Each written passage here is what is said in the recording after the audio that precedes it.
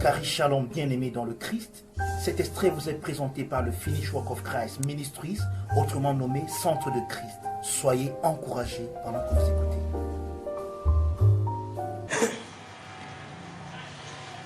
Ok, dimanche passé, on a commencé à parler de la bonne stratégie.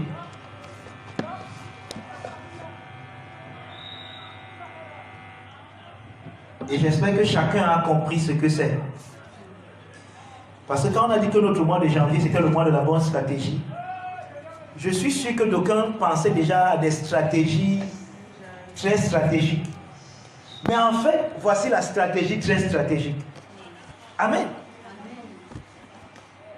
Paul dit, d'après les prophéties faites précédemment à ton sujet, élabore une bonne stratégie, combat le bon combat. Et Dieu nous aime tellement que cette année, Timothéos commence avec la bonne stratégie. Amen. Et on a vu que la bonne stratégie... Oh, thank you, Father. Je suis tellement content ce matin. En fait, l'amour de Dieu m'a touché d'une façon spéciale ce matin.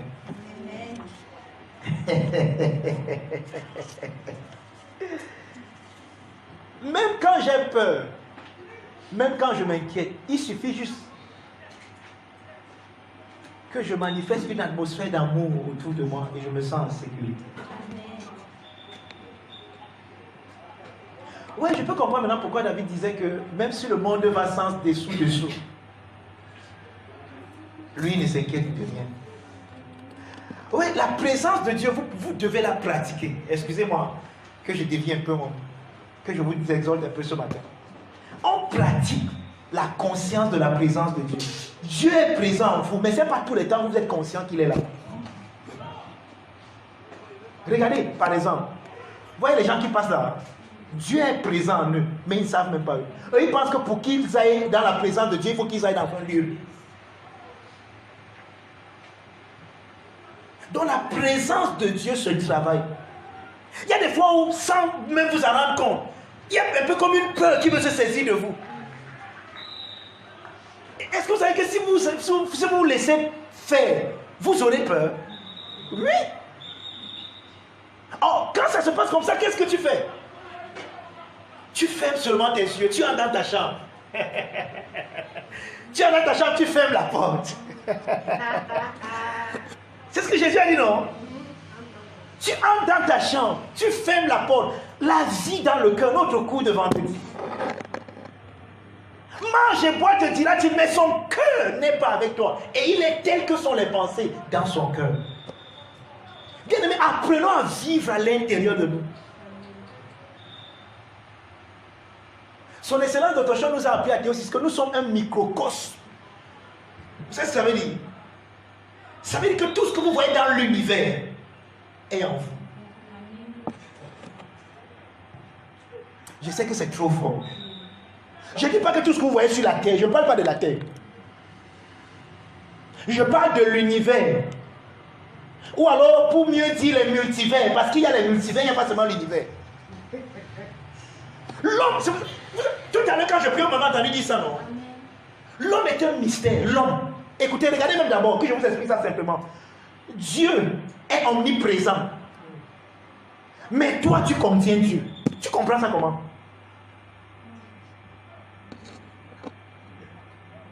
Tout à l'heure quand je priais, j'ai dit quelque chose. Oui, c'est vrai que parfois, pour ne pas me distraire, je préfère fermer les yeux. Les anges font des colloques, organisent des conférences pour étudier qui tu es. Ok.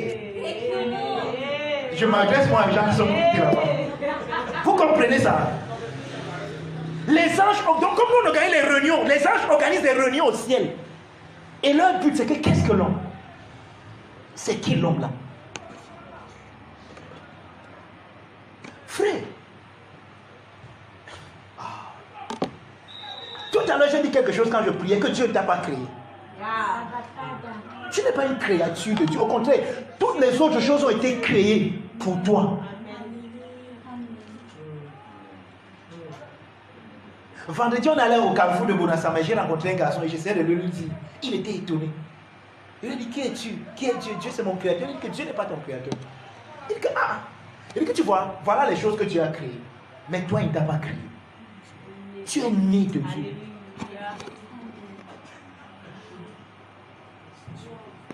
Que la lumière soit, la lumière soit. Que ceci produise. Faisons. Dieu parle. Dieu va dans un colloque, dans une réunion spéciale. Faisons.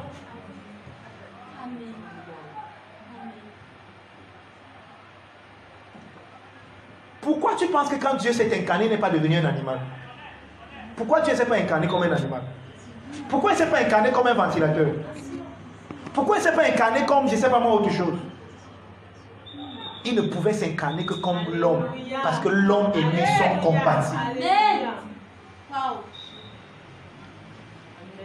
Mais vous savez ce qui est bizarre? Pendant que les anges organisent des réunions dans le ciel pour savoir qui tu es, toi tu es sur la terre, tu dis que, moi je suis moi-même qui? Nous sommes venus à Mabaya sur la tête. Passe au près, vite, Billy va bientôt venir, on parle, dis donc. Dis donc. Et il regarde. C'est même ça qui les étonne même beaucoup plus sur toi. En fait, parce que il se dit, c'est même qui le type là, qui ne se connaît même pas là. C'est même qui? Tu sais qui tu es. Vous savez qui est l'homme, frère? Il dit qu'il t'a fait de peu inférieur à Elohim.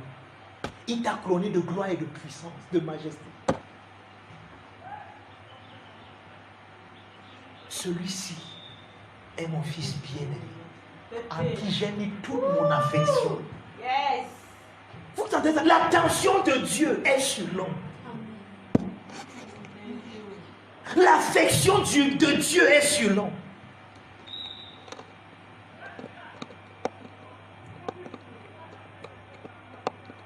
C'est pour ça qu'un père de l'église a dit que Dieu a décidé de ne pas être Dieu sans l'homme.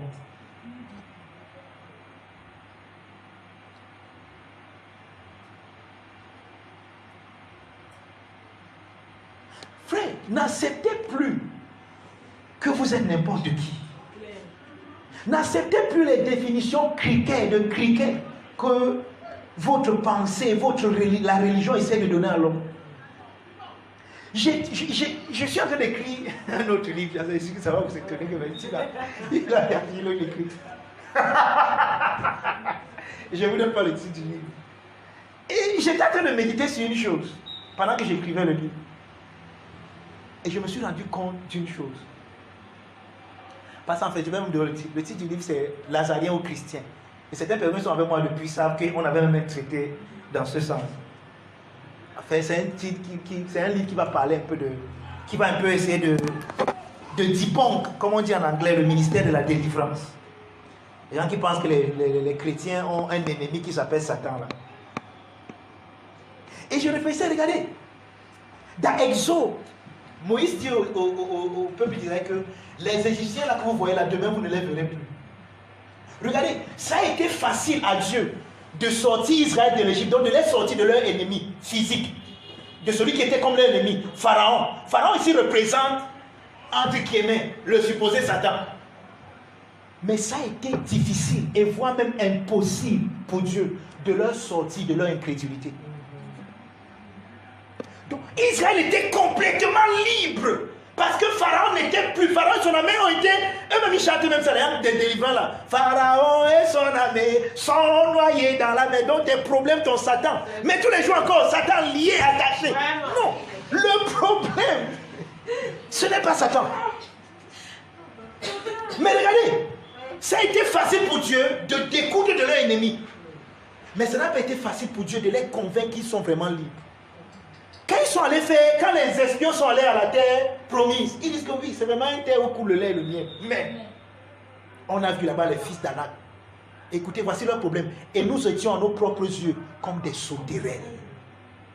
Il faut que Dieu te délivre de la mentalité de sauterelle. Tu n'es pas une sauterelle. C'est eux qui ont dit, oh, Rahab nous donne le compte rendu après. Quelqu'un me comprend? La mentalité de sauterelle, frère. Nous négligeons tellement en tant qu'enfant de Dieu. Tu ne sais pas qui tu es.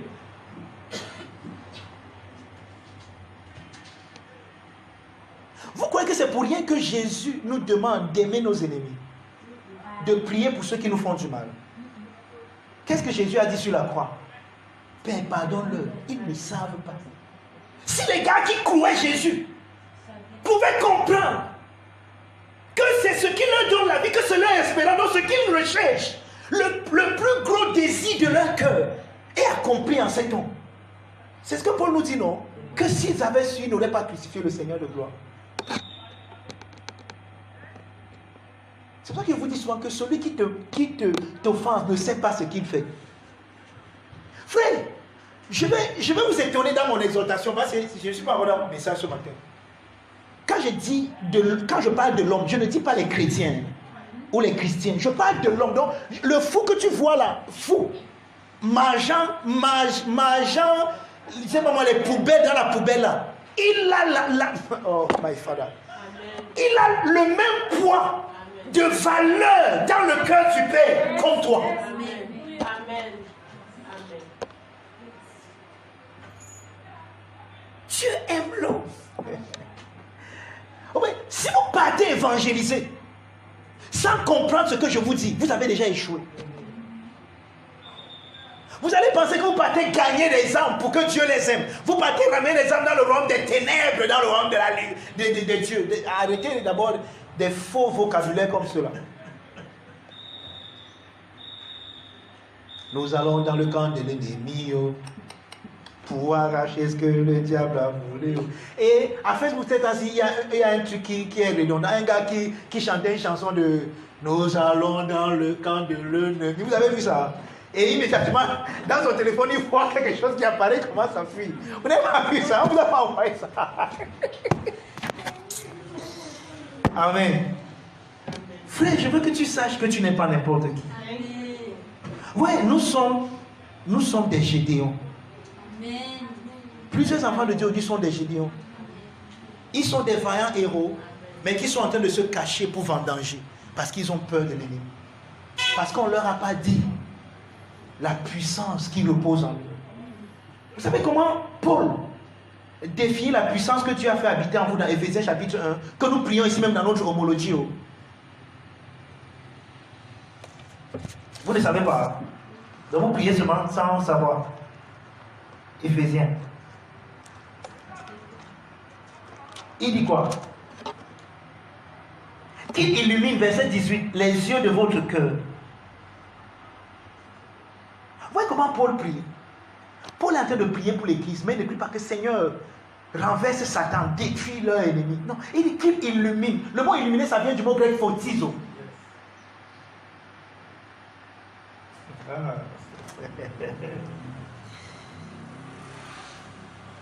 Qu'il illumine les yeux de votre cœur pour que vous sachiez quelle est l'espérance qui s'attache à son appel. Écoutez, quelle est la richesse de la gloire de son héritage qui réserve aux saints. Écoutez, verset 19.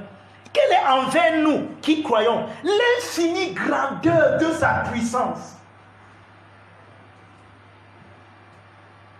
Maintenant, pour que vous compreniez ce que Paul dit, quand Paul parle de la puissance de Dieu, et c'est un homme de Dieu qui a dit que la puissance que Dieu a utilisée pour créer le ciel et la terre est peu par rapport à l'amplitude de la puissance qu'il a manifestée pour manifester la nouvelle création. Donc pour rester Christ d'entre les morts. Et c'est ce que Paul dit ici. Verset 19. Et quelle est envers nous qui croyons l'infinie grandeur de sa puissance, se manifestant avec efficacité par la vertu de sa force. La puissance là est efficace par la vertu de la force de Dieu. Un médicament est efficace lorsqu'il donne les résultats escomptés. J'ai pris ça pour la fièvre et la fièvre a baissé. Et il dit ici que la puissance de Dieu est efficace par la vertu de la force de Dieu. Verset 20. Il faut vous montrer maintenant quelle est la puissance qui habite en toi, qui est dormante en toi, frère. On dit qu'il a déployé en Christ, en le ressuscitant d'entre les morts et en le faisant asseoir dans les lieux célestes. Donc, la puissance qui a été déployée en Christ pour le ressusciter d'entre les morts est la même puissance qui habite en toi. Amen. Amen. Ouais, ne soyons pas comme des Élisée. Tu as l'onction en toi, mais tu meurs quand même. Vous savez qu'Élisée, c'est quand il est mort que ses hommes ont ressuscité quelqu'un, non? Donc l'onction était en lui, mais il est mort.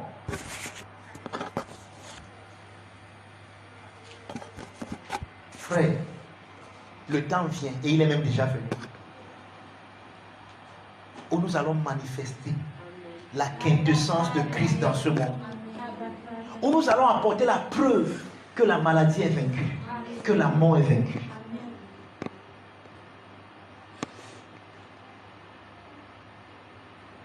Quelqu'un me comprend? Ça, c'était mon exhortation. Et c'est ce que j'ai reçu pendant le moment d'adoration tout à l'heure. Ok, rentrons-nous dans notre bonne stratégie. Dis à quelqu'un la bonne stratégie. J'espère que tu te disciplines déjà. Parce que c'est ça la bonne stratégie. Amen. C'est une vie de discipline. On a vu que l'apôtre Paul, à cause de la bonne stratégie, n'a pas voulu apporter un obstacle à l'évangile. Amen. Il se disciplinait lui-même pour que l'évangile n'ait aucun obstacle. Et cette année, je vois dans ta vie l'évangile n'avoir aucun obstacle. Amen. Je vois plutôt l'évangile être glorifié.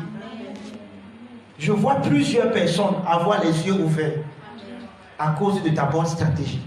Maintenant, cette bonne stratégie est un bon combat. Parce que ça va te demander de l'abnégation, de l'humilité, parfois même d'accepter d'être humilié. On va te piétiner. Mais à cause de l'évangile, tu ne vas pas répondre. Tu vas sourire, tu vas dire, tu es béni parce que tu ne sais même pas ce que tu fais. Est-ce que ça ne va pas te faire mal? Si. Mais à cause de l'évangile et pour la bonne stratégie, tu ne vas pas répondre charnellement.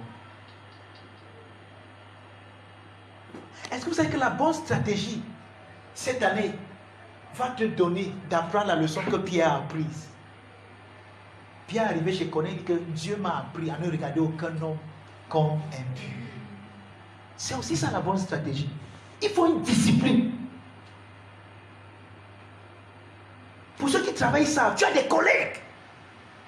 Les gars font tout pour te titiller. Si tu n'as pas la maîtrise, la bonne stratégie, tu vas répondre. Et quand tu vas répondre, tu vas dire, voilà alors le pasteur là, regardez, alors après il va dire que. Il faut te contenir. En anglais, on dit que to hold yourself together.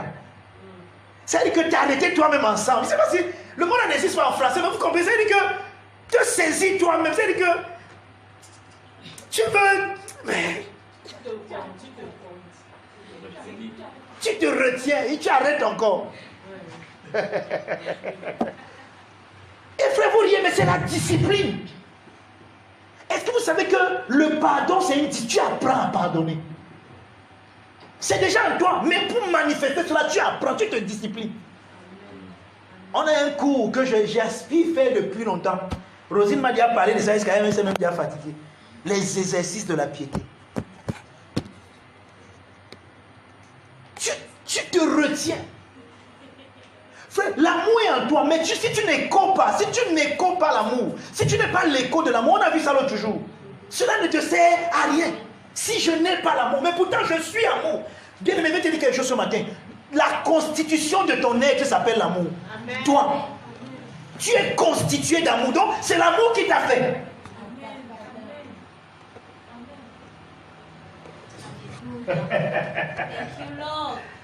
La nature que tu as s'appelle l'amour. Tu peux aimer l'inaimable. Tu peux aimer ce qui ne peut pas être aimé. C'est la caractéristique de l'amour en toi. L'amour qui est en toi est inconditionnel. Ça n'a besoin d'aucune condition pour se révéler ou bien se manifester. Ça s'appelle agapao, agapé. Et cet amour, c'est une force, c'est une capacité. Ce n'est pas une sensation.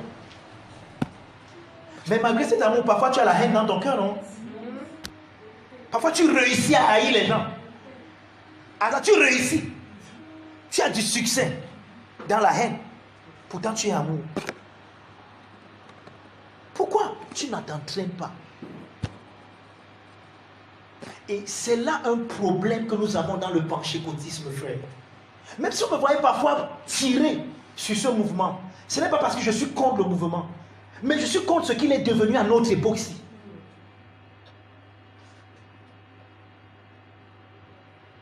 Il ne faut pas que j'aille au devant de moi-même. Voilà. Et mon temps est même déjà parti. Pourtant, il ne veut pas aller au devant de moi-même. Pourtant, mon temps est aussi déjà parti. Quelqu'un me comprend? 1 Timothée 1, 18 à 19. C'est notre passage.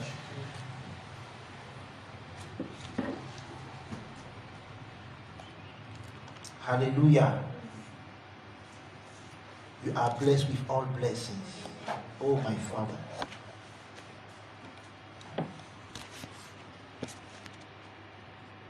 Frère, vous savez ce que j'ai réalisé?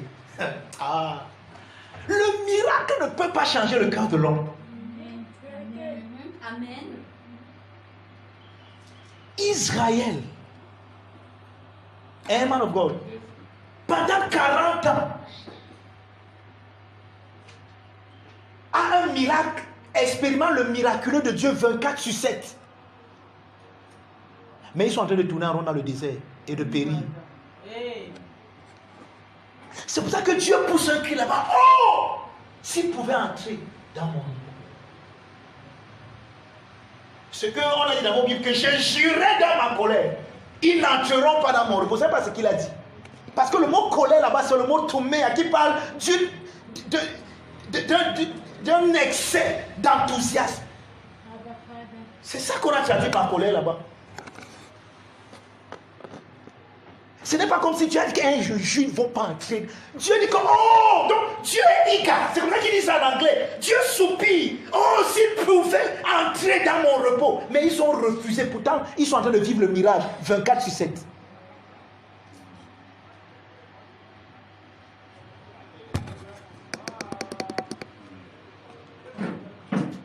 Non, si on fait les miracles, les gens vont comprendre Dieu. Ah, vous avez vu les miracles comme le peuple d'Israël?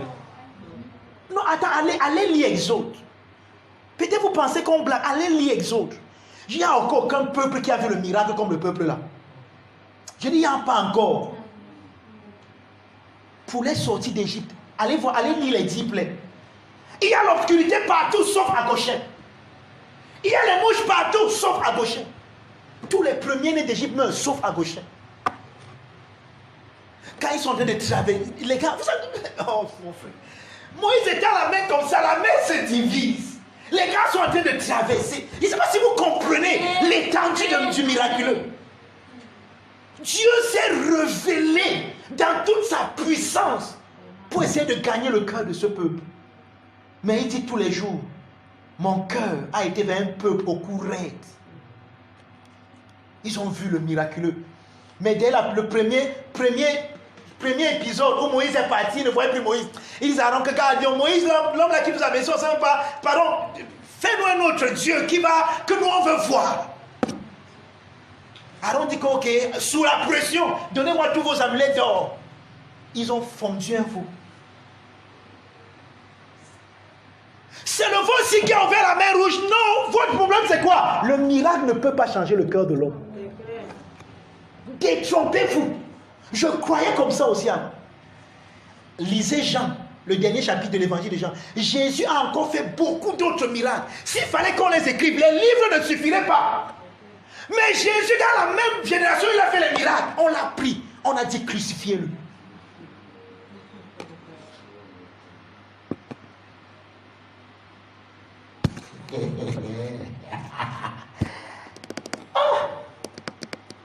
Yeshua. C'est pour ça que Jésus a dit quelque chose. Il a dit malheur à vous. Il était en train de parler aux villes. Aux villes dans lesquelles il a fait les miracles. Il dit que si ces miracles ça avait été fait dans certaines autres villes, il y a longtemps qu'ils se seraient convertis. Et il dit qu'au jour du jugement, les gens là vont vous accuser.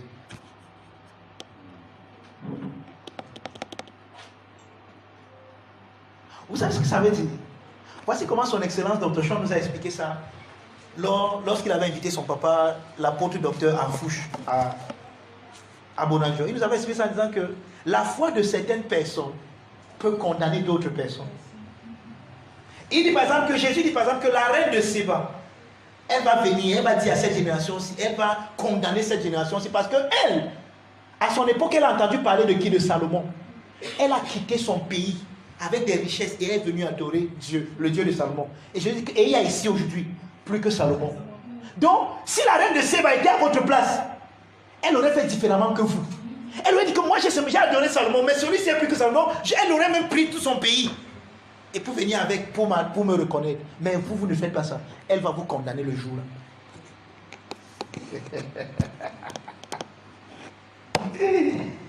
Oh God, our Father. 1 Timothée 1, 18 à 19, vous êtes là. Hein? On a quelque chose de très puissant à voir ce matin. Et il faut qu'on voie ça avant de partir. J'ai juste 30 minutes pour ça. Amen. Le commandement que je t'adresse, Timothée, mon enfant, selon les prophéties qui t'ont précédé. Il y a les prophéties qui ont précédé quelqu'un. Et je vais vous expliquer quelque chose. Le mot prophétie veut dire parler sous inspiration de Dieu. Et quand je me tiens ici et je parle sous inspiration de Dieu. Donc je prophétise. Ça veut dire que les prophéties qui t'ont précédé, ce sont les enseignements que tu as déjà reçus ici. Amen. Quelqu'un va dire que mais, le pasteur, lui, ne prophétise jamais. Parce qu'il te dit jamais qu'ici parle le Seigneur. Non, chaque fois que je me tiens ici et que je parle, je prêche, c'est ça qu'on appelle une prophétie. Parce que vous avez dit que la prophétie, c'est quoi? C'est le témoignage de Jésus. C'est pas ça, hein? Qui est l'inspiration de la prophétie. Et qui est-ce que je dévoile ici chaque fois que je me tiens? Jésus. Donc, selon les prophéties, selon les enseignements que tu as déjà reçus, établis une bonne stratégie. Élabore une bonne stratégie. Et cette stratégie, c'est quoi? L'évangile ne sera pas insulté à cause de moi. Qu'importe ce que cela va me demander comme discipline, je vais payer le prix. C'est ça le combat. Imaginez-vous si nous étions tous engagés dans ce combat. Au lieu qu'on soit là pour combattre un certain, pour détrôner un certain Satan, qu'on n'arrive jamais à détrôner. Satan, nous te détrônons de ce pays. Et tous les jours, après votre prière, il est encore intronisé. Il faut que demain vous le détronisiez encore.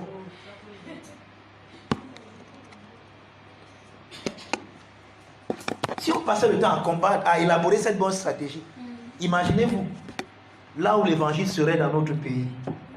Quelqu'un me comprend? Donc, selon les prophéties faites précédemment à ton sujet, c'est que, d'après elles, tu combats le bon combat, tu élabores la bonne stratégie. Maintenant, voici ce que je veux qu'on voit ce matin, en gardant la foi et une bonne conscience. C'est ce qu'il a dit, non? Voici comment tu vas élaborer cette bonne stratégie en gardant la foi. Le mot garder là-bas, ça vient du mot grec écho, qui signifie avoir quelque chose, se saisir d'une chose qu'on a. Donc tu as déjà quelque chose, mais tu te saisis d'elle. Parce que tu peux avoir quelque chose, mais tu ne te saisis pas d'elle. Par exemple, tu as beaucoup d'habits, mais tu t'es saisi de ce que tu as porté ce matin. Pourtant, tous les autres que tu n'as pas saisi t'appartiennent. Mais tu les ignores, ils sont quelque part là-bas. C'est pour toi, mais tu n'as pas saisi. C'est ça le mot écho. Il dit que nous devons saisir. Ce qui nous appartient déjà, nous devons le saisir. Nous approprier de ce qui est déjà nôtre. C'est ça le mot garder. Garder la foi. Garder, c'est se saisir de ce qui est à nous. Et c'est une possession continuelle. Donc, écho implique une possession continue. C'est-à-dire que tu continues à te saisir. Et c'est là l'un des obstacles que nous avons dans l'église aujourd'hui. Dès que tu entends un enseignement, une fois, tu penses que tu as déjà compris ça. Et tu dis que non, ça va. Si la prochaine fois on va encore, tu dis que non, je connais bien. La preuve que tu connais, c'est que tu révèles cela. Mais tu n'es pas encore en train de vivre, ça veut dire que tu ne connais pas. Et même Pierre a dit que la répétition est la mère de l'enseignement. Donc c'est une possession continue. Bien aimé, chaque jour, tu dois te dire à toi-même que tu es une nouvelle créature. C'est ça la force de Mologio, notre livre de confession, la profession de mon accord. Je me réveille chaque matin et je confesse la même chose. Et pendant que je le déclare et que je deviens conscient, Je écho ce que je déclare. Je révèle, je manifeste, je possède ce que je dis. Je crois que c'était l'année passée, je crois la première conférence de Téléstal. Si je ne me trompe pas, on avait vu cette instance où on disait que j'expliquais, comment on appelle ça, de façon hyperbolique ou bien parabolique, le fait que Marie est allée chez Zacharie. Hein? Marie est allée d'abord à Juda, elle est entrée chez Zacharie, elle a salué Élisabeth. J'ai expliqué ce que ça voulait dire. De façon, comment vous appelez ça? Non. Donc de façon comme une parabole. Ce n'est pas une parabole, c'est une vraie histoire. Mais j'ai venu expliquer ça. J'ai donné non le sens littéral, mais le sens...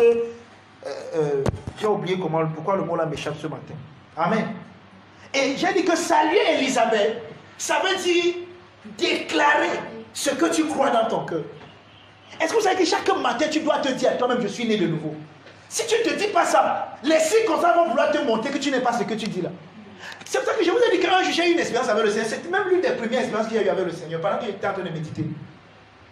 Pendant que je méditais, j'ai vu la redondance du mot je suis. Surtout dans l'évangile selon Jean. Jésus dit, moi donc je suis la lumière du monde. Je suis le vrai peuple, je suis. Et pendant que je causais avec le Seigneur, je lui ai dit que attends, là tu étais très orgueilleux. Vous savez que parfois, je cause avec lui comme ça. Je dis que Jésus, toi là tu étais orgueilleux, je suis. Tu avais un problème avec qui non mon frère, je suis. Tu voulais savoir montrer que tu es. Et vous savez ce qu'il m'a dit? Il m'a dit que non. Je ne déclarais pas ça pour moi-même.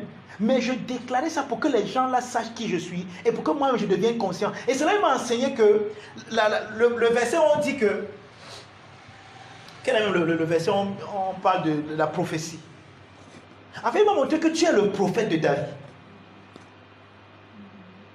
Dieu ne fait rien sans avoir... Non, ce n'est pas le verset. Il y a un autre verset qui m'avait montré. En d'autres, pour dire que ce que tu ne déclares pas avec ta bouche, tu ne le crois pas dans ton cœur. Voilà, c'est le passage ici. Celui qui tu crois dans ton cœur et tu confesseras de ta bouche. Oh, nous on a parfois fait ça pour dire aux gens que c'est en ce moment que tu es né de nouveau. Non, chaque jour, puisque la bouche parle de l'abondance du cœur, ce qui est dans ton cœur, il faut que ta bouche le parle, le dise chaque jour. Donc tu dois te dire à toi-même chaque jour, tu es le meilleur prédicateur de toi-même. Tu dois te dire à toi-même chaque jour ce qui est dans ton cœur, ce qui est rempli ton cœur. Si c'est le doute qui a rempli ton cœur, tu vas dire que oui, je doute vraiment, j'ai peur. Mais si c'est l'assurance, tu vas dire que je suis assuré. Même si tout autour de moi est sombre, je sais qu'il est ma lumière. Tu dois te le dire, tu dois te le confesser. Oui, tout ça, ça demande quoi? La bonne stratégie, la discipline. Mais parfois, nous ne sommes pas aussi disciplinés. Parce que dans nos pouces, c'est Eboki qui sort tous les jours. Tu ne peux pas être en train de faire Eboki et en train de dire je suis la lumière du monde.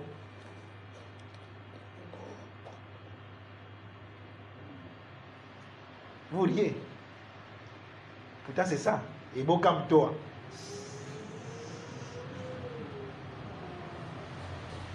Ça demande la discipline. Et il y a un homme de Dieu que j'écoutais un moment, Andrew Womack, et il disait que dans cette bonne stratégie, il est arrivé jusqu'à même se discipliner, même par rapport à ce qu'il écoute à la radio. Même les informations. Et pour ceux qui m'écoutent, je vous ai même déjà donné un témoignage comme ça une fois.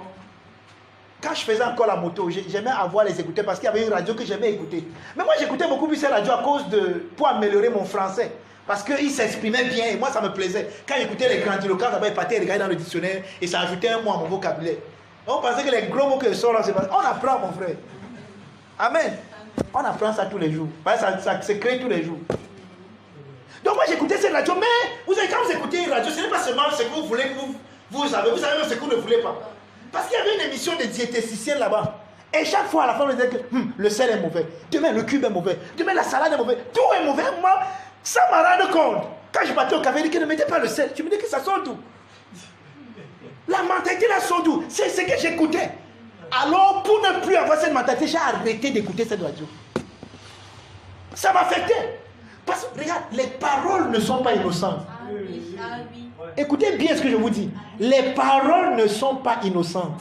Elles produisent en vous des images qui affectent soit votre subconscient, soit votre conscience, ça dépend. Donc, ça m'a rendu compte.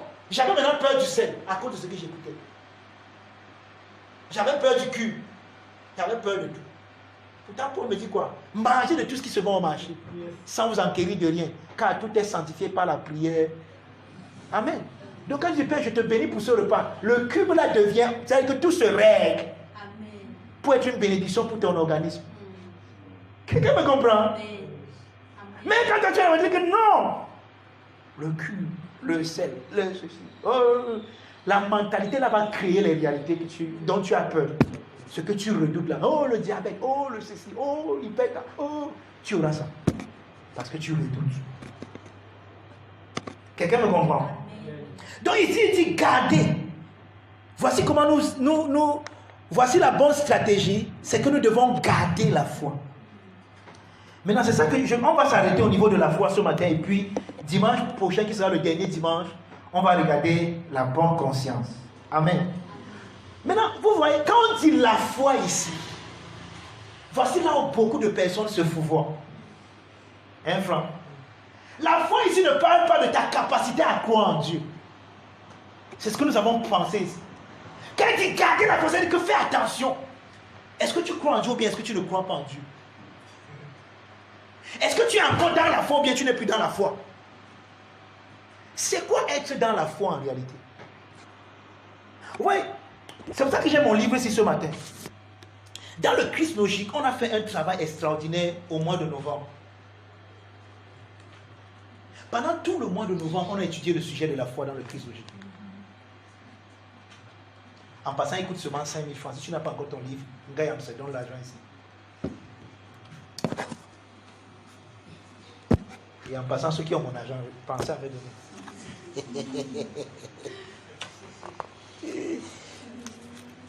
Donc, on a fait un travail extraordinaire dans le Christ logique.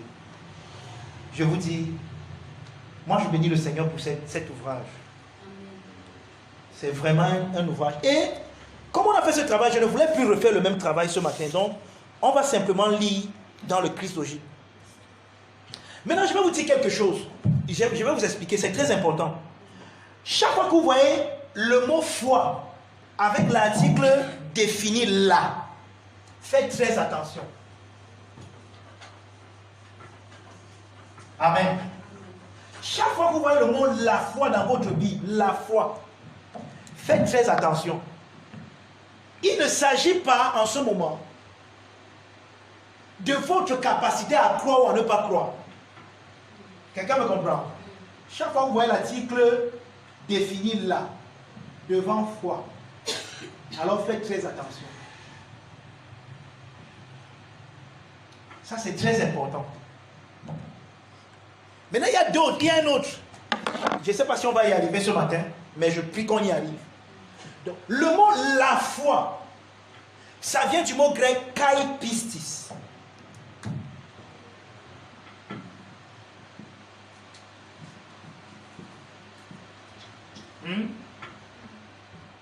La foi.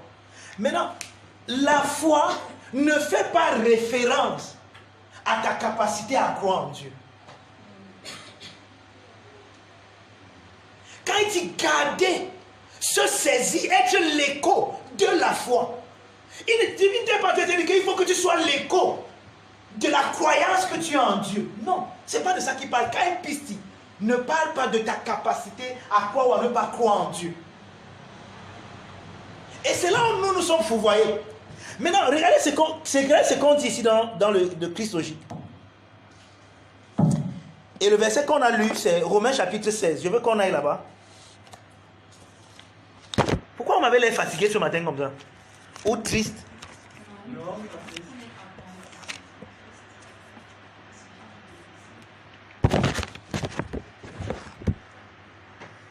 Vous n'êtes pas hilar ce matin. Romains 16, verset 25 à 26, je vais lire. Oh, j'aurais aimé qu'on aille dans les profondeurs par rapport à ce sujet. Il est tellement beau. Mais le temps chronos.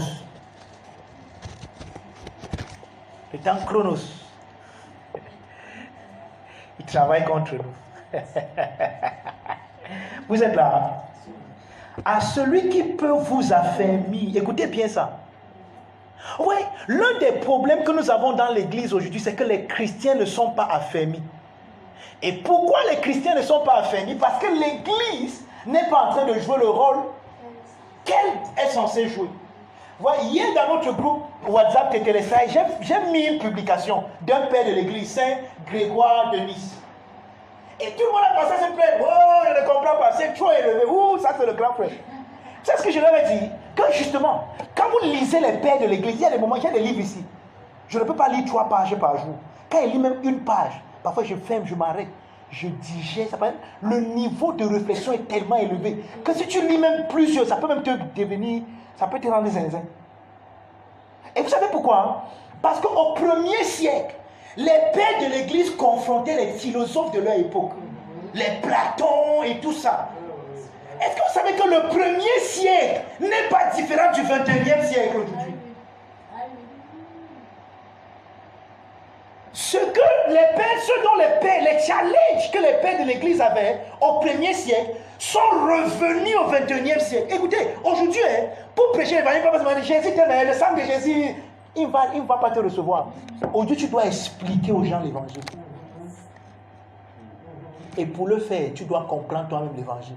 C'est le même challenge que les pères de l'église avaient avec les philosophes.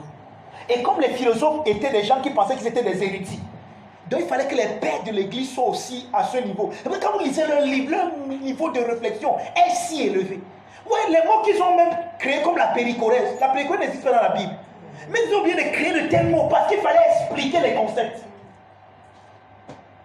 Donc quand vous lisez les pères de l'église, leur niveau de réflexion, comme la citation que j'ai donnée dans le groupe WhatsApp, c'était une citation de Grégoire qui parle simplement de l'incarnation.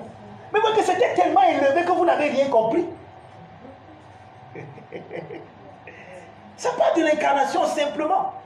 Et nous devons revenir au même niveau. Et je rends grâce à Dieu parce qu'au centre du Christ, on vous amène à ce niveau. Amen. Que vous le vouliez ou pas, votre niveau de réflexion va. Pas seulement les dimanches. C'est vrai que si vous êtes au centre du Christ, vous êtes un dimanchien, c'est vous qui perdez. Parce que c'est le mercredi et le vendredi que nous on enseigne ici. Puisqu'on prend des thèmes et on élabore, vous posez même des questions. Quelqu'un me comprend? Oui. Notre niveau de... Regardez, bien aimé, regardez, je vais vous dire quelque chose. Ne vous arrêtez pas seulement au niveau d'études que vous avez de façon scolastique.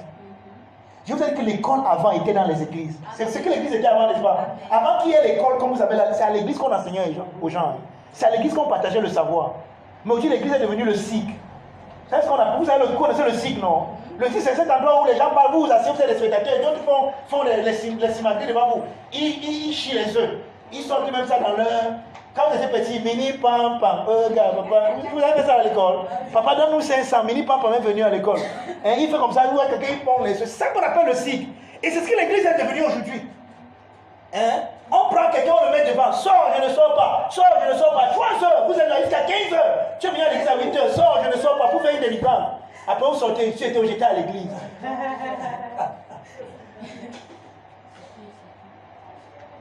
Parce qu'on a fait sors, je ne sors pas. Tu es même qui? Oh, je suis sa grand-mère. Hey, sors, je ne sors, tu vas sortir. Bien aimé, et dans le même prions. Ben, sors. 1 heure, sors. 2 heures, sors. 3 heures, 4 heures. Vous rentrez à 16 heures. J'étais à l'église. Tu étais à l'église? Tu n'étais pas à l'église, tu étais au cycle.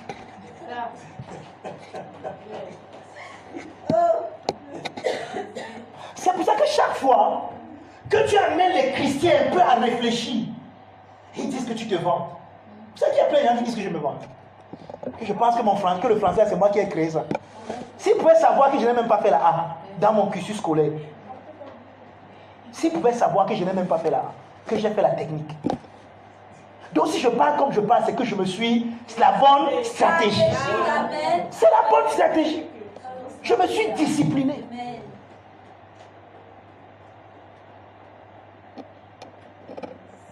L'école, c'est l'endroit où on avait le savoir.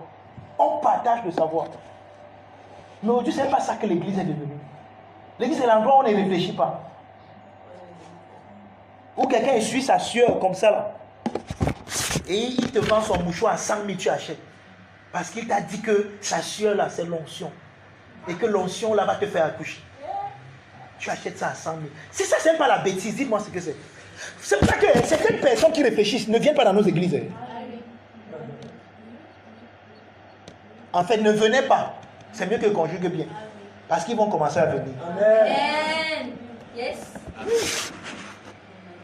Parce que même si c'est le français qu'ils vont parler, on va parler avec eux. Si c'est le grammaire, on va dire ça avec eux. Amen. C'est ce que nous sommes, frères. Je vous dis que les challenges que les gars avaient au 1er siècle, ce sont les mêmes qu'on a aujourd'hui. Vous suivez souvent les débats télévisés, surtout le dimanche comme ça à midi. Allez écouter le français que les gars donnent là-bas. Et là, vous comprenez que les Camerounais, ils connaissent le français même plus que les Français. Oh, regardez, moi regardez comment j'évolue. Dans ma tête, et selon les prophéties qui m'ont précédé, je me vois demain, l'Assemblée nationale du Cameroun m'appeler, me dire, viens nous dire. Il faut que tu saches ce qu'on fait là-bas pour que tu leur dises quelque chose. Je vois le Sénat demain appeler quelqu'un, dire, homme de Dieu, viens nous dire un mot. Viens prier pour nous. Moi, je me prépare à ça.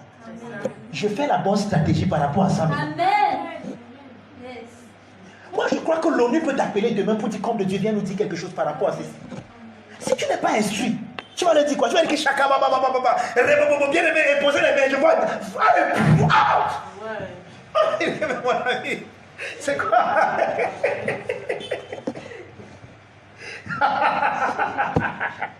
Va te mettre dehors. Le challenge qu'on a aujourd'hui, bien aimé, au 21e siècle, est le même que nos pères avaient au 1er siècle. C'est pour ça que je vous ai toujours dit, instruisez-vous. Et je rends grâce à Dieu parce que le centre du Christ, l'héritage que j'ai reçu de l'église de Dieu, ce n'est pas un centre du cycle. Moi, je n'ai jamais vu l'église comme le cycle. J'ai toujours vu l'église comme un centre d'études et d'apprentissage. Amen. J'ai un ami qui est prophète, il a une église pas très loin d'ici. Et il y a une fille qui est venue ici une fois avec nous. Elle n'a même pas pu faire 2 semaines. Après, aujourd'hui, elle est partie là-bas. Moi, ça m'a seulement fait rire, ça m'a dit, ah, je comprends maintenant. C'est pas tout le monde qui peut venir au centre du Christ. Sérieux. Maintenant, regarde, nous devons grandir et faire en sorte que, amener ce message au niveau de tout le monde pour que tous les autres comprennent. Quelqu'un me comprend?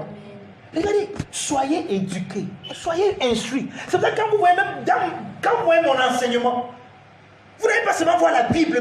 Parfois, je sors de la Bible, je vais même prendre quelque chose dans la culture pour expliquer. Jésus même faisait ça. Un homme parti pour s'aimer.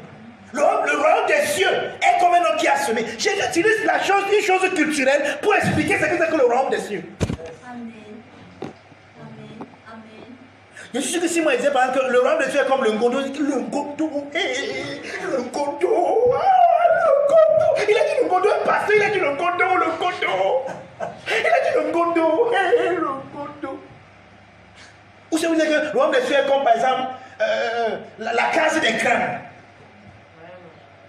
Il a dit la case des crânes, il dit ça comment? Maintenant, tu vas expliquer à un gars qui est dans sa case des crânes l'évangile, comment? Si même Jésus a utilisé ça, il dit que à son époque on faisait le chant. Le roi des cieux est comme quelqu'un qui a semé. Regarde, parce que notre évangile est acculturé, c'est pour ça qu'il n'a pas d'impact. Amen. Et vous savez ce qu'on a fait? Nous avons plutôt condamné la culture. Et on a dit aux gens que sortez de vos cultures et venez à Jésus. Comment? Ils n'ont plus d'identité.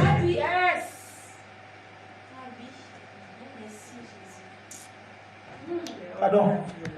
Restons dans le caïpistis alors. Pardon. Si vous m'amenez dans les cultures là, c'est pas bon.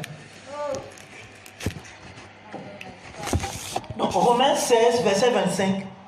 À celui qui peut vous affermir selon mon évangile et la prédication de Jésus conformément à la révélation du mystère caché pendant les siècles. Il faut, je vous ai dit que soit vous reconnaissez que Paul était orgueilleux, soit vous reconnaissez qu'il a reçu quelque chose de spécifique. Il dit que Dieu peut vous affermir selon mon évangile. Paul s'approprie son évangile. Vous savez pourquoi Paul parle comme ça? Parce qu'il y avait un autre évangile qui était prêché qui n'était pas son évangile. Pendant que les 12 avaient la mission de présenter Jésus selon l'accomplissement des prophéties, Paul avait la mission de présenter Jésus selon la révélation du mystère. Yes. Et j'en parle dans mon livre l'eschatologie, le christianisme et l'eschatologie. Ça coûte seulement 3 000. Ce matin, il fait la pub quand même de mes livres.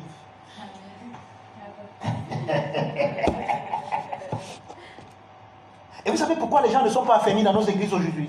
Parce qu'on ne prêche pas l'évangile de Paul. Et justement, ce que nous allons voir ce matin nous montre qu'on ne prêche pas l'évangile de Paul. Parce qu'on va lire un deuxième passage avant de finir. J'espère que vous n'êtes pas trop pressés. Finissons, verset 26.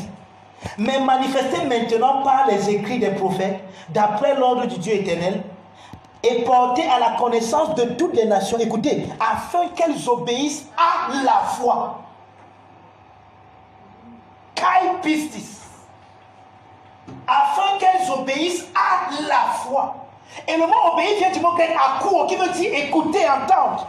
Donc, selon le Nouveau Testament et selon les épîtres de Paul, l'obéissance, c'est quand tu as entendu. Amen. Amen. Amen. Celui qui a entendu a obéi. Celui qui n'a pas entendu n'a pas obéi.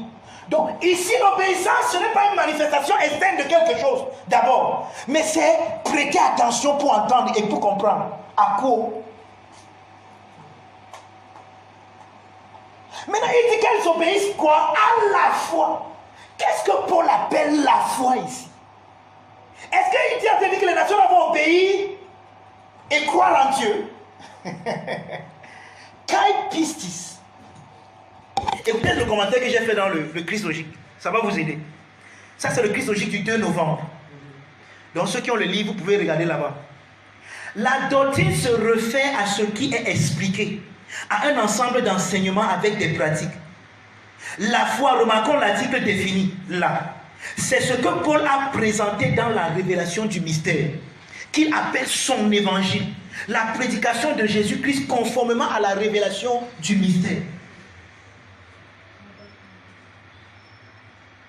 Il faut faire une différence entre la prédication de Jésus-Christ conformément à l'accomplissement des prophéties qui était l'économie des 12 avec pour chef de file Pierre et la prédication de Jésus-Christ conformément à la révélation du mystère qui était la dispensation exclusivement donnée à l'apôtre Paul et qu'il désigne comme étant son évangile qui doit être porté à la connaissance de toutes les nations afin qu'elles obéissent à l'évangile. Romains 1, verset 5 dit par qui nous avons reçu la grâce et l'apostolat pour amener en son nom à l'obéissance de la foi tous les païens. Vous savez ce que Paul dit? Tous les païens doivent être amenés à l'obéissance de la foi. Ça veut dire quoi? Tous les païens doivent entendre l'évangile.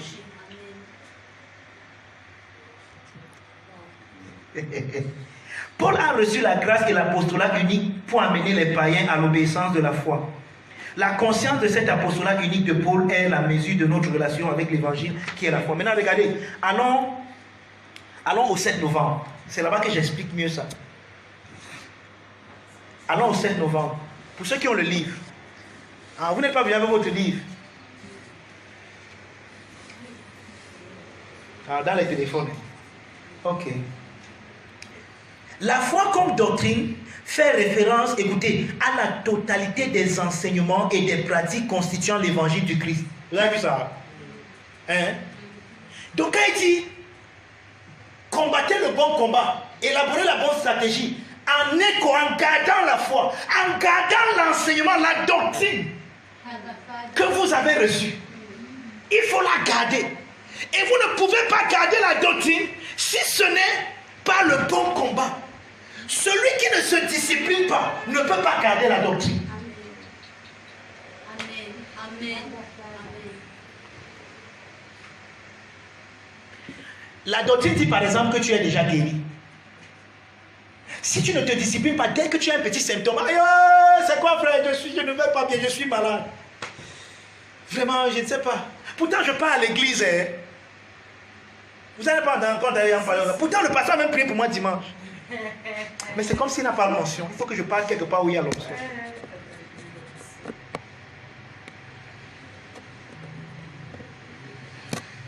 Qu'est-ce que la doctrine te dit? Qu'est-ce que la foi te dit? Tu es déjà guéri. Mais qu'est-ce que toi tu penses de cette foi? Qu'est-ce que toi tu as fait? Tu ne t'es pas discipliné. Alors, c'est pour ça que Paul dit que il y a des gens qui sont emportés à tout vent de doctrine. Je suis guéri aujourd'hui parce que dans mon corps, il n'y a plus de symptômes. Dès qu'il y a un symptôme, je suis malade. C'est pour ça qu'il dit que Dieu peut vous affermir selon mon évangile. Tu vois, quand tu n'es pas dans l'évangile de Paul et que tu ne connais pas l'enseignement, la doctrine, tu ne peux pas être affermi. Parce que ta vie va dépendre des expériences que tu as. Oh, les expériences sont fluctuantes, elles ne sont pas stables. Alors c'est pour ça qu'il y a tellement d'instabilité aussi dans ta vie. Parce que tu te définis par rapport à ton expérience. Tu n'as pas une doctrine, il n'y a pas la foi que tu gardes. Que contre vents et marées, je suis ce que Dieu dit que je suis. Et tu tiens ta confession. Et tu gardes la foi. Tu gardes l'enseignement. Tu gardes la doctrine. Tu vois que si tu ne combats pas le bon combat, si tu n'établis pas la bonne stratégie, tu seras un chrétien qui fait comme ça. C'est pour ça que certains chrétiens vont de délivrance en délivrance. Et quand ils nous rencontrent, on leur dit qu'ils n'ont jamais été liés, ils disent que c'est vous qui mentez. Et qu'est-ce que vous me dites? Et mon expérience alors, et les démons que j'ai vus dans mes rêves qui m'ont poursuivi, tu vas leur dire que quoi? Satan, regarde, même si Satan lui-même t'apparaît, je ne sais même pas qui c'est pour dire que Satan lui-même, donc je ne sais même pas qui il est. Mais si même lui-même t'apparaît, ouais, il y a une histoire que j'ai reçue quand je venais de croire. Et on dit que c'est l'histoire de Luther. Je ne sais pas si vous avez entendu parler de ça. Luther dit que Satan lui est apparu un jour. Il dormait comme ça et il s'est levé, Satan lui est apparu. Il ne sait pas comment Satan lui est apparu. Bon, ça c'est Luther. C'est ce qu'il a dit. Il dit qu'il a dit que, hey, donc c'est seulement toi. Il s'est lui retourné là, il dormit. Satan est parti là. Et à l'époque, il disait que Satan en fait se nourrit de l'attention qu'on lui porte. Et il disait qu'il ne faut pas porter l'attention à Satan. Maintenant, moi, je veux même savoir le Satan là qui lui est apparu. Parce que Satan, c'est pas quelqu'un. Il n'y a aucun homme nulle part qu'on appelle Satan.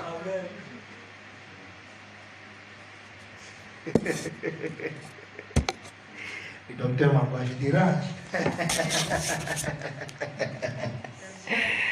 Ok, donc la foi comme doctrine fait référence à la totalité des enseignements et des pratiques constituant l'évangile du Christ. Il ne s'agit pas de la capacité à croire, mais plutôt de la description épistolaire du système de vérité auquel il faut croire. C'est pour ça que ne demandez jamais à quelqu'un que non, crois en Dieu, crois quoi? Non, attends, tu me dis quoi? C'est pas comme tu vas dire à quelqu'un que mange. Et tu l'as dit, bon, et maintenant que Sorel me dit que, pasteur, mange. So, je veux bien manger quoi? Et c'est ce que nous avons dit aux gens. Non, crois seulement en Dieu, crois. Oui, je crois quoi? Donne-lui le contenu, c'est ça qu'on appelle la foi. Amen. Le contenu de la croyance, ce en quoi il doit croire. C'est ça qu'on appelle la foi. Donne-lui le contenu, il n'y a pas de contenu.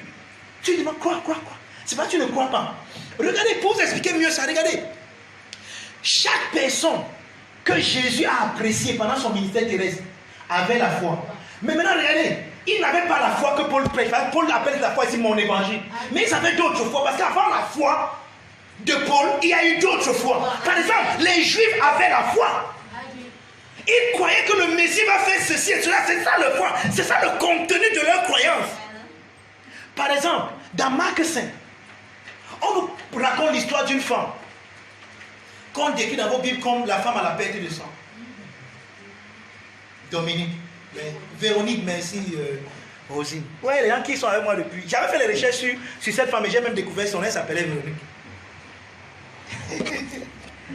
Mais ouais, on la décrit comme la femme à l'abdon. Oui, il y a certaines personnes, ta situation a tellement perduré que maintenant on t'appelle par la situation. L'homme à la bosse là, le garçon qui ne rit jamais là, la fille qui ne sourit jamais. Et parfois, vous avez un trait de caractère et c'est avec ça qu'on vous détermine. Donc, on appelle cette femme tellement sa situation a pris le dessus sur son identité que maintenant on l'appelle tous vous ne savez pas qu'elle s'appelle Véronique. Vous connaissez seulement que c'est la femme à la perte de sang. Pourtant elle a un nom. Et un beau nom en plus, Véronique. Maintenant, regardez l'histoire de Véronique par exemple. On dit que Véronique, parce que Jésus a dit, va ma fille, va, ta foi. En d'autres mots, la foi t'a sauvé. Maintenant, quelle est la foi qui a sauvé cette femme? Quel est le contenu de sa foi? Si je peux seulement toucher le pan de son vêtement, je serai guéri. Voilà la foi de Véronique. Voilà le corps de doctrine auquel elle a cru. Maintenant, regarde, ça c'est la foi selon qu'elle a perçu ça. Mais elle pouvait percevoir la foi en disant que si je le vois seulement à distance, je serai guéri. Ça devait se manifester. Amen. Yes. Va ma fille, la foi là t'a guéri. Regardons le centenier romain. Son serviteur est malade. Et Jésus dit, ok, je vais aller chez toi. Il dit, ne viens pas chez moi. Car je suis soumis à des chefs et j'ai des gens sous moi. Je dis à l'un, va et il part. À l'autre, viens, il vient. Toi, dis seulement un mot et ça va s'accomplir. Même en Israël, je n'ai pas encore vu une si grande foi. Le contenu de ce que le gars a dit. C'est quel contenu? Il dit à Jésus qu'il regarde. Je connais ce qu'on appelle l'autorité. Moi, quand j'ai l'autorité sur les gens, je leur dis, allez, mange. Donc ma parole suffit pour donner l'autorité à quelqu'un. Je n'ai pas besoin d'aller avec lui. Quand il dit à quelqu'un, va parce qu'il est sous mon autorité, il part. Maintenant, la maladie qui menace mon serviteur est sous ton autorité. Donc dis un mot. Jésus dit, hey, même en Israël, je n'ai pas vu le contenu ici. C'est ça qu'on appelle la foi. Oh, si on ne t'enseigne pas la foi, tu ne la connaîtras pas. Je vais vous donner un autre exemple. La femme, c'est la phénicienne. Fils de David, aie pitié de moi. Oh, un moment donné, si mon plus, dis donc, tais-toi là. Fils de David, aie pitié de moi. Jésus fait comme s'il n'entend pas. Il marche. Vous savez pourquoi? Parce que son titre de fils de David, c'est son titre messianique. Et il n'est que le Messie d'Israël. Cette femme n'est pas juive. Donc elle ne peut pas l'apostropher comme une juive. C'est pour ça qu'il lui a dit que je ne peux pas te donner la nourriture des enfants. À toi qui es un chien, une païenne. Jésus n'est pas en train de l'insulter. Les juifs considèrent les païens comme les chiens. Il n'est pas en train de l'insulter. Il est en train de lui dire. Jésus est en train de l'enseigner. Jésus est en train d'enseigner à cette femme pour qu'elle change le contenu de sa foi. Et quand cette femme a capté, elle a compris, elle dit, ok, j'ai compris. Oui, j'accepte, je suis une chienne. Et je sais qu'en tant que chienne, je ne mérite pas le pain. Parce que je ne peux pas m'asseoir sur la table. Mais au moins, les chiens peuvent manger sur la table. Parce que le pain, quand on le mange, il y aura les miettes qui vont tomber. Ne prenez pas ça, donnez-nous les miettes. Jésus dit qu'il dit, même en Israël, où je suis venu donner le vrai pain, il n'y a pas les gens qui ont la foi. Elle a la foi qu'elle ne veut même pas le pain. Elle veut les miettes. Il a dit, va, ta foi. Quelle foi? Le contenu. Aussi longtemps qu'on ne donnera pas aux gens le contenu. Et on va leur demander de quoi ils vont croire en quoi. Il faut la foi. Et Paul dit donc que, selon les prophéties, les enseignements que tu as reçus, garde la foi.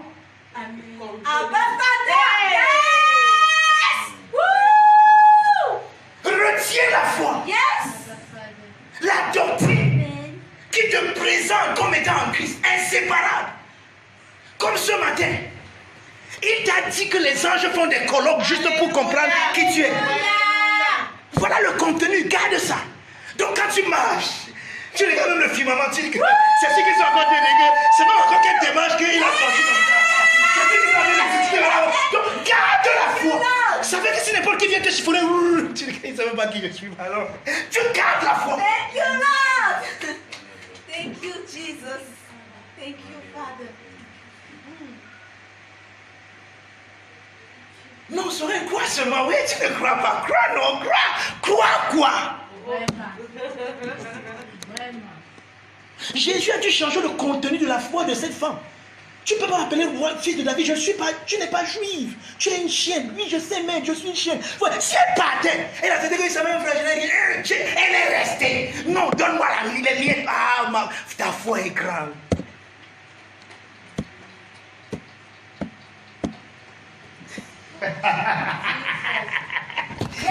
Pardon, prenons le verset 6.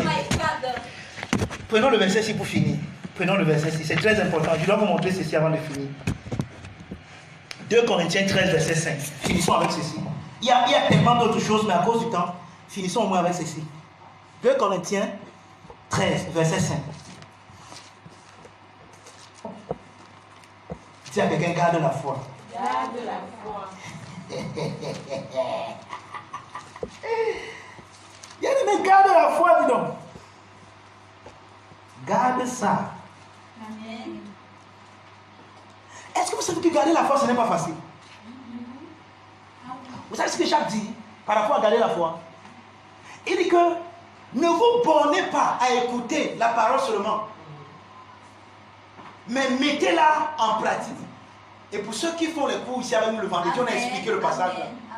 Il dit que car celui qui écoute sans mettre en pratique est semblable à un homme qui a regardé son visage naturel dans le miroir et qui, dès qu'il est parti, il a oublié tel qu'il était. C'est ce que le passage a dit. Il ne dit pas qui il était, non, tel qu'il était. Donc le problème, c'est d'oublier tel que tu es. Pourquoi? Parce que tu n'as pas gardé la doctrine. Donc en fait, celui-là n'a pas gardé la doctrine. Et comme il est parti, il a oublié tel qu'il est, il va vivre autre chose qu'il n'est pas. Il n'a pas gardé la doctrine. Mais ceux qui mettent en pratique, c'est ceux qui écoutent et qui ne sont pas des oublieurs, qui n'ont pas oublié. Mais qui chaque jour marchent, ayant la foi, la doctrine au devant d'eux. Je suis tel je suis aussi dans ce monde. Je suis la prunelle de son, je suis son ouvrage, créant Jésus pour les bonnes œuvres. Tel que tu mets ça au devant de toi chaque jour. Et c'est ça que tu marches. Je suis précieux au Seigneur. Ça veut dire quand ton collègue te dit que chien mort, tu dis que toi, tu me dis que ta mère pond aussi. Pourquoi tu réponds comme ça? Parce que tu penses que c'est dans sa bouche que tu trouves ta valeur. Oh, comme il t'a insulté, tu te sens rabaissé. Il faut que tu rentres pour que ton écho soit... C'est pour ça qu'il y a des gens. Tu me dis le matin, tu te dis que tu es ma fille bien-aimée, je t'aime. Et tu sors là avec un gars, moi je ne t'aime même pas, je te déteste. C'est quoi? Il m'a dit qu'il me déteste. Mais puis quoi? Il est qui? Par rapport à Dieu qui t'a dit le matin qu'il t'aime, lui il est qui? Tu vois, ton problème c'est que tu n'as pas gardé la foi. Amen. Amen. Tu n'as pas gardé ce que Dieu t'a dit, la doctrine que tu as reçue le matin, l'enseignement qui t'a rendu si joyeux. C'était là, vous vous levez le matin, vous méditez, vous, oh, alléluia, oh, glory, oh, il m'aime tellement. Et tu sors de là, mais dès que tu as un petit problème, chien con. C'est quoi? On m'a insulté. Mes collègues ne font que m'insulter. Au bureau, on m'insulte. Le patron m'insulte. Et puis quoi? Qui est le patron? Tu préfères garder la foi du patron parce qu'en fait, c'est une autre doctrine que tu as là-bas. Tu préfères garder cette foi au lieu de t'attacher à la foi que tu as reçue le matin.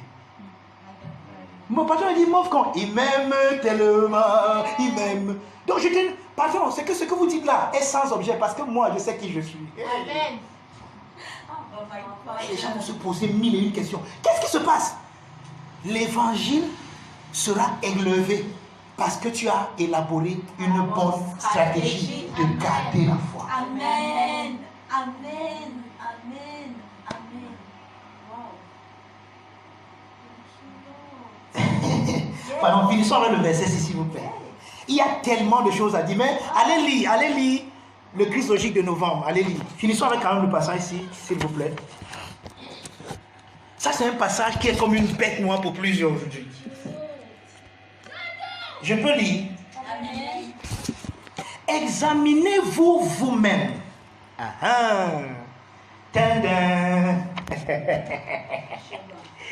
Pour savoir si vous êtes dans la foi. Kai pistis.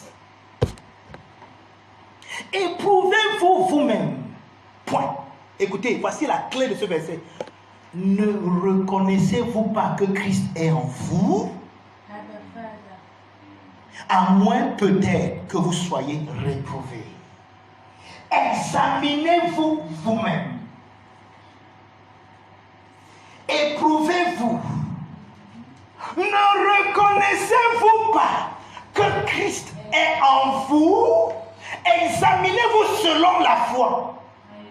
Examinez-vous dans la foi. Oh, chaque fois, voici comment nous comprenons le verset-ci. Voici le docteur des qui marche. Et la trébuchée est tombée. Ah! Examine-toi toi-même. Tu commences à regarder là où tu es tombé. Ah, c'est le caillou-ci. C'était un gros caillou, c'était un petit caillou. Et là, voilà comment toi tu t'examines. Tu regardes ce qui te fait tomber. Ah, Paul a dit, examinez-vous dans la foi. Amen. Dans la doctrine. Dans l'enseignement que vous avez reçu. Examinez-vous dans cet enseignement. Et voici la conclusion de toute personne qui s'examine dans la foi que Paul prêche.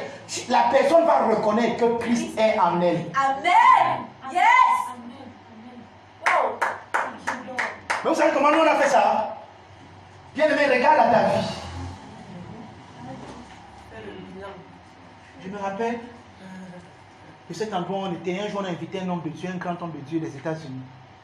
Et il a commencé à nous faire confesser les péchés qu'on n'avait jamais commis dans notre vie. Ouais. Les sodomies. Oh. Bien-aimé, on vous a sodomisé. Peut-être pas toi, mais si tu connais quelqu'un autour de toi, bien-aimé, confesse. Répandez-vous pour vos familles, répandez-vous pour le Cameroun. Examinez-vous, demandez pardon pour les péchés de votre pays, pour le péché de votre famille. Regardez-vous vous-même.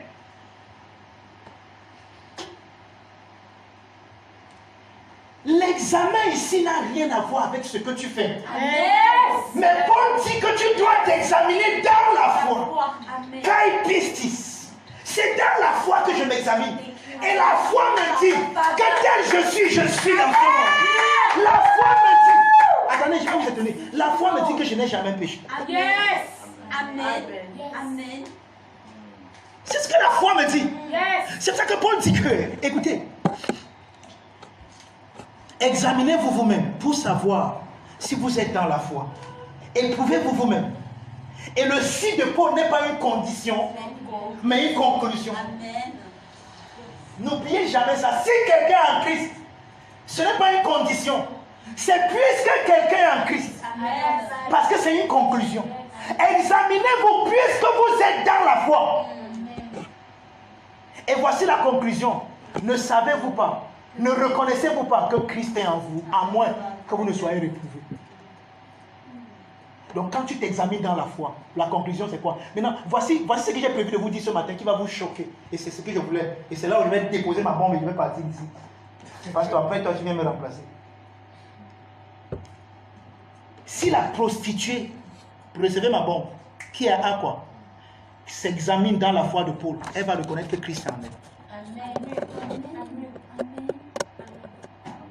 Amen.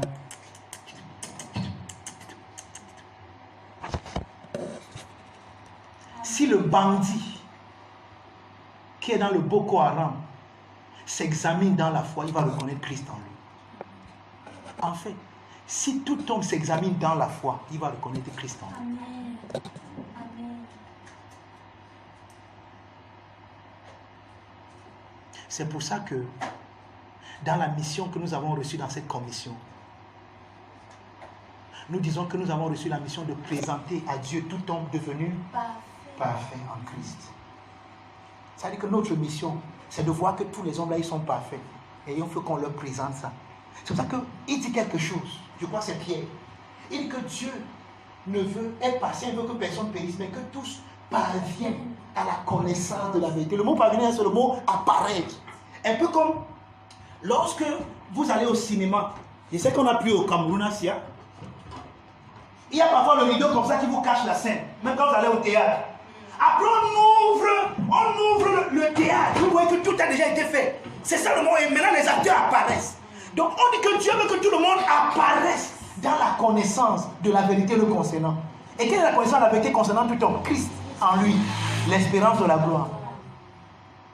Dieu veut que tous les hommes apparaissent dans la connaissance de la vérité les concernant. Mais comment vont-ils apparaître si personne ne prêche? Comment y aura-t-il des prédicateurs s'ils ne sont envoyés? C'est pour ça que chaque vendredi, bien aimé, ne négligez pas le travail que nous faisons les vendredis là. Nous sommes en train de toucher le cœur de Dieu. Même si les gens qui nous ont promis d'être là ce matin n'ont pas été là, ne nous décourageons pas. Persévérons. Quelqu'un me comprend? Oui. Les gens ne sauront pas qui ils sont si on ne leur prêche pas l'évangile.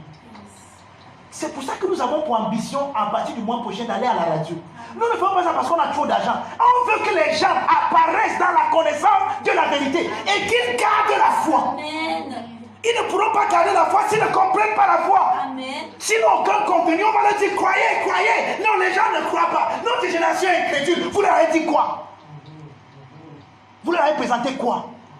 Vous voulez qu'ils croient quoi? Et pour qu'on aille leur prêcher l'évangile, ça nous demande la bonne stratégie. Amen. Ça nous demande des sacrifices et on va le faire. Amen. Quelqu'un me comprend? Regardez, bien aimé, je vous dis la vérité, c'est mon seul, c'est la raison pour laquelle je vis. Quand je ne serai plus capable d'amener quelqu'un à la connaissance du Christ, je vais dire au Père que Père, maintenant prends-moi, je pars. J'ai fini, j'ai combattu le bon combat, j'ai achevé ma course. Maintenant, je m'en vais dans la nuit des témoins. Je vais maintenant dire à ceux qui sont restés que, allez, go. Je vais passer le témoin. Vous me comprenez?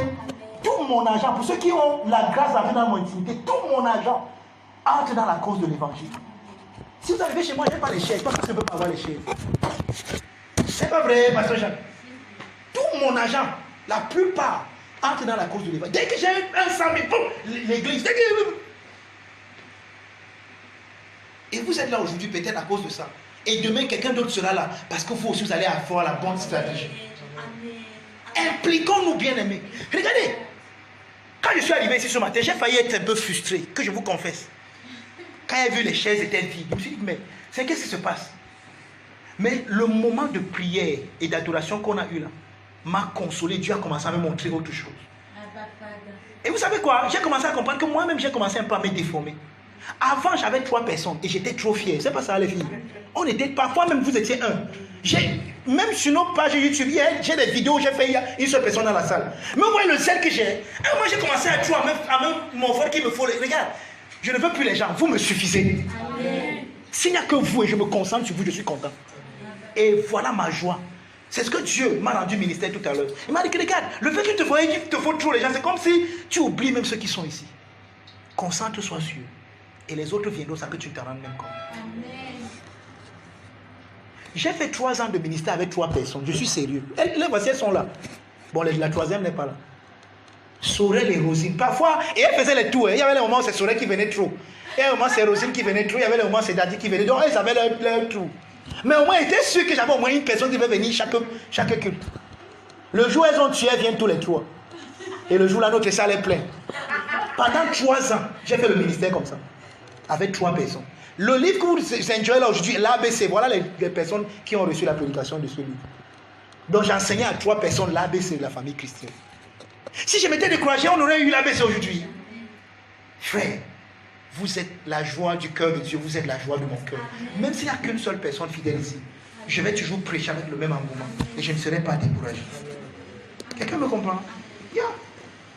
Maintenant, je ne dis pas ça, je ne donne pas ce témoignage pour moi. Je veux aussi que tu le prennes et que tu l'accomplisses avec toi. Quelle est cette chose qui te décourage dans la vie? Ou tu te dis que non, si je n'ai pas ça, je ne serai pas accompli. C'est un leurre, c'est un mensonge. Tu es merveilleux. Même sans cette chose, tu peux vivre. Et vivre heureux et vivre joyeux. Je dis bien même sans cette chose. Ne tombons pas dans le piège de la sorcellerie du besoin. Quand le besoin commence à nous ensorceler, on pense que sans cette chose, on ne peut plus vivre. Mais après, tu te rends compte que tu as vécu sans avoir cette chose. Et même que tu as vécu heureux. Quelqu'un me comprend? Ne laissez rien vous mentir, bien aimé. Garde la foi. Amen. Garde la doctrine. Amen. Garde l'enseignement. Donc, ce que Paul dit ici, c'est que examinez-vous vous-même. Puisque vous êtes dans la foi, ne reconnaissez-vous pas? Donc, quand tu fais cet examen bien, la conclusion de cet examen, c'est quoi? Christ est en moi. Frère, qu'importe ce que tu as fait. Regardez, il y a une femme, je finis avec cette histoire. Jean chapitre 8. On a pris une femme attrapée en flagrant délit d'adultère parce qu'on l'a examinée selon la foi de Moïse, selon la loi de Moïse qui est la foi de cette époque. Et on a amené cette femme devant. Je veux dire que cette femme mérite qu'on la lapide parce que la loi nous dit qu'on doit la lapider. Ça, c'est la foi que Moïse a prêchée. Oh, Jésus est l'auteur d'une autre foi que Paul devait venir nous exposer. Et on amène cette femme. Oh, Jean nous dit que la loi est venue par Moïse, mais la grâce et la vérité sont venues par Jésus. Donc ils amènent la foi de Moïse devant la foi de Jésus. C'est ce que Jésus a fait. Cette femme était nue. Elle avait fait ce qu'on l'accusait d'avoir fait, mais Jésus l'a défendue. Il a dit que ce n'est pas elle, elle n'est pas cette femme. Il a dit que regarde, femme, où sont tes accusateurs? Personne ne t'a condamné. Moi, je ne te condamne pas. Elle peut dire, mais Seigneur, tu comprends pas, regarde, ici même encore, je sais que tu as fait, mais je ne te condamne pas. Maintenant, regarde, va, ne manque plus le but. Va. Ne manque pas le but. Non. Tu dis ça, ma soeur, ne recommence pas. Jésus n'a pas tenu compte de son action. Mais Jésus dit, regarde, puisque tu n'es pas la femme qu'on dit que tu es, selon la loi de Moïse, Alors je te dis que tu es cette femme que moi j'ai embrassée dans mon amour. Va et ne manque plus le but, ne sors plus jamais dans ta tête que je t'aime et que tu n'es pas condamnable. Amen. Yes. Pourquoi cette femme a commis l'adultère? Parce que dans sa tête, elle disait que je ne comettrais point d'adultère, machin, je ne comettrais point d'adultère, je ne comettrais point d'adultère. Et en tant que je ne comettrais point d'adultère, elle allait commettre l'adultère.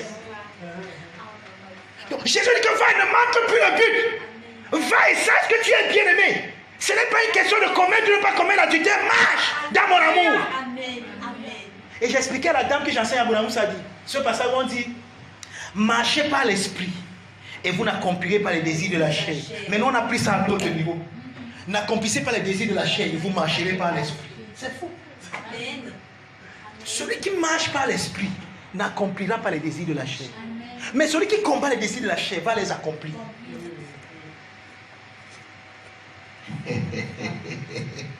Dis à quelqu'un, garde la foi. Garde la foi. Maintenant, dimanche prochain, qui est le dernier dimanche du mois, on va parler de la bonne conscience. Garde la foi. Garde la foi. Qu'est-ce que la foi t'a montré? Je suis guéri en Christ, garde la foi. Qu'est-ce que la foi t'a montré? Je suis béni en Christ, garde la foi. Examine-toi. Ne t'examine dans aucune autre lumière. Fais comme la femme. Regardez, cette femme avait perdu sa traque, mais l'image de sa pièce, elle voulait la trouver. Qu'est-ce qu'elle a fait? Elle n'a pas ouvert les portes pour laisser entrer la lumière naturelle. Ne laisse pas entrer la lumière naturelle. Ferme la porte. Amen. Allume la lampe. Alléluia. La lampe, c'est la parole. Ta parole est une lampe à mes pieds. Amen. Une lumière sur mon sentier. Par ta lumière, nous ferons la lumière. Vois-toi dans la parole. Qu'est-ce que la parole dit te concernant? Ne te vois pas selon la connaissance charnelle. Allume. Et quand tu as allumé, balaye, enlève la poussière. Les faux raisonnements, enlève. Tu n'es pas ce que Dieu est. Poussière qui. C'est vrai que je vous ai expliqué le passage où Jésus dit que quand vous allez prêcher quelque part et qu'on ne vous reçoit pas, vous faites comment? Ne rentrez pas dans la poussière là. Et ce matin, moi j'ai enlevé la poussière. Amen. Qui est deux autres personnes ou une personne, j'ai enlevé la poussière. C'est ce que Jésus est en train de dire. C'est quand tu vas prêcher l'évangile quelque part, on ne te reçoit pas. Tu peux penser que non, je n'ai pas bien prêché. Tu peux rentrer comme ça en tant que culpabilisant. C'est ce que je n'ai pas bien parlé. C'est ce que si je parlais bien. C'est pour ça que c'était là de vous parfois quand vous êtes avec moi, je dis que pasteur, tu as bien parlé, je ne parle pas. Hein, tu comprends maintenant pourquoi j'ai refusé d'aller t'aider l'autre jour, non? Parce que quand vous êtes avec moi, vous voulez dire que non, parle, débrouille-toi là-bas. Vas-y. Parce que parfois quand les gens te reçoivent, tu peux rentrer et dire que ouais, on m'a pas reçu. Non, j'ai dit que ne pas parler là, ne pas parler. Laisse la poussière là chez eux. Il que laissez votre poussière, vous n'avez pas reçu, c'est vous qui laissez. Moi, je sais que je suis le meilleur prédicateur du monde. Donc même si vous ne me recevez pas, c'est pour vous là-bas, il m'avait là, on va me recevoir. Ne rentre pas avec la poussière. Amen. Non, c'est celui qui n'est pas bien prêché. C'est pour ça qu'elle vient ici. Que même quand vous je suis Amen, vous êtes là. J'ai dit que je m'en fous, je prêche pour moi-même. Oh, et je suis toujours enthousiaste. Pourquoi? Parce qu'il refuse de prendre la poussière. Oh, thank you, Father. Thank you, Father. Alléluia. Amen. Bien aimés, nous sommes bénis. Yes. Je ne sais pas comment nous le dire, mais nous sommes bénis. Moi, le mot avec lequel je rentre dans un culte ce matin, c'est que les anges font des colloques pour comprendre qui je suis. Ce programme vous a été présenté par le Centre du Christ, situé en face du lycée de Bonasama, à Bonabéry. Téléphone 697 91 04 34 675 01 49 32. Facebook Finish Work of Christ Ministries. YouTube Tetelestai TV.